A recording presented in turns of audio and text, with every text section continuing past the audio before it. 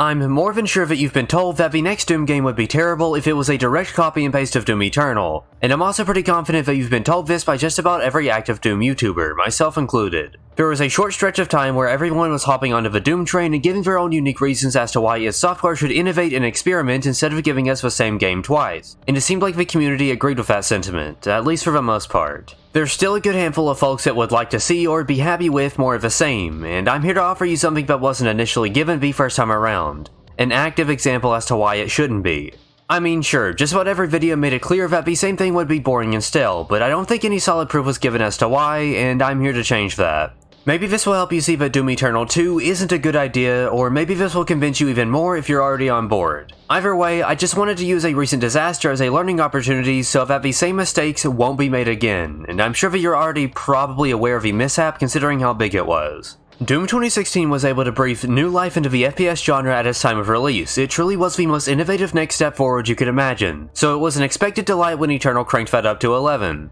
Not only did it push the boundaries of the genre as a whole, it essentially moved it forwards in a way that hadn't been done in years. But that was in 2020. Going all the way back to 2016 again, another innovative game launched around the time of Doom 2016, and that was Overwatch. I know, that sounds super out of place, but just hear me out. Love it or hate it, Overwatch was essentially able to innovate the hero shooter subgenre and bring extreme popularity to the idea, so much so that it ended up bleeding into our own community. They can deny it as much as they please, but Quake Champions was very clearly influenced by Overwatch's success to some degree. I don't think that it's a coincidence that they released a hero shooter version of Quake right when hero shooters were extremely popular. So with enough power and popularity to influence one of gaming's most important FPS franchises, you would expect the follow-up to be just as innovative and refreshing, if not more, but so far it hasn't been.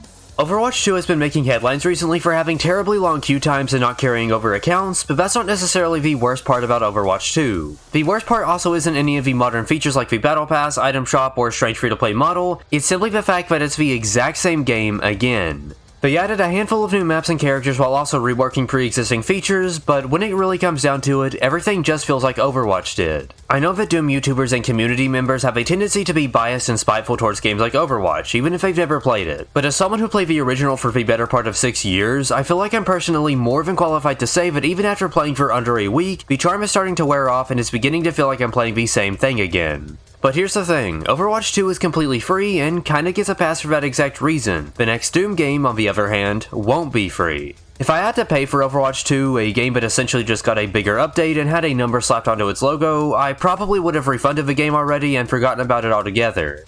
And this is the exact reason why the next Doom game needs to be different, because if it's not, it's gonna feel like a still, uninspired cash grab looking to ride off of the success of Eternal instead of trying to break new ground. We all loved Eternal, and I'm sure that we'd all be very happy if we got more content from Eternal, but paying a full $60 or more for reused assets and copied mechanics would be a waste of everyone's time.